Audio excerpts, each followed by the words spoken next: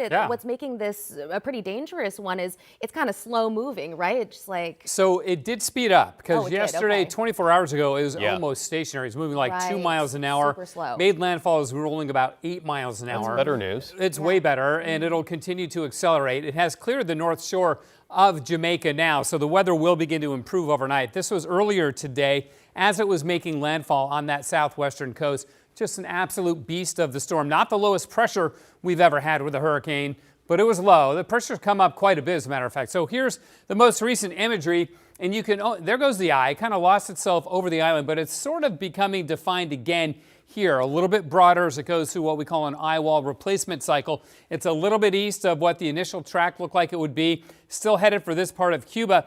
And that part of Cuba is relatively low lying. There's a lot of water on that land, so that's why the track, interestingly enough, takes it and makes it a Category 4 right as it makes landfall a second time, this time in Cuba, keeps it as a Category 4 as it crosses that island nation and into the Bahamas, and then it begins to weaken. So right now it's Category 3, but still a major force to be reckoned with winds gusting to 175, and there's the pressure that's come up to 950 millibars. That's still incredibly low. If that was off our coast, a storm with that pressure off of our coast, it would be a big, big deal. We rarely see storms get that deep, but this one was down to about 902 millibars yesterday, so it has weakened a bit. But look at the track. That little dot right there is the island of Bermuda, and if it comes that close to Bermuda, even as a Category 2, there will be impacts even that far north. So Melissa definitely laying down a track of destruction, and she's not done yet. We've got rain showers moving into northwest Oregon right now. There's more off the coast of Washington, some lightning up in Vancouver Island. So this front has some, some power to it, but most of that intensity is to our north. We'll have showers overnight tonight and tomorrow morning. Then they dry up, and it turns into a really nice day. We'll end up with sunshine, get up to about 61. Sunset tomorrow at 6:01.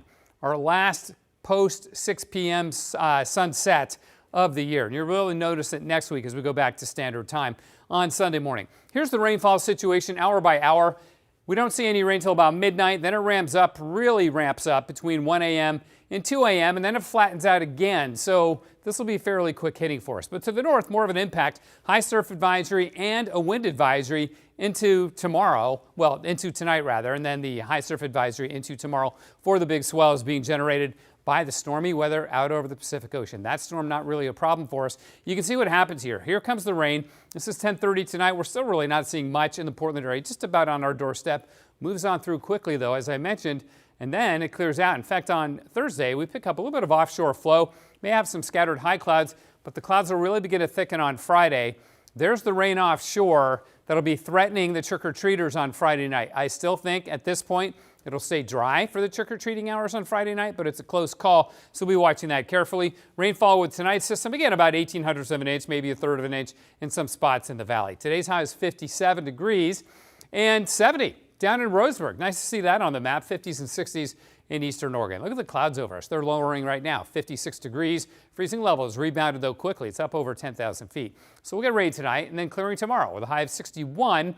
Still 60 on Thursday, fog in the morning, then sun. Halloween, the clouds roll in. We'll try to keep the rain away until Saturday. Looks like a rainy Saturday, but at least a better Sunday this time around. We're back after this.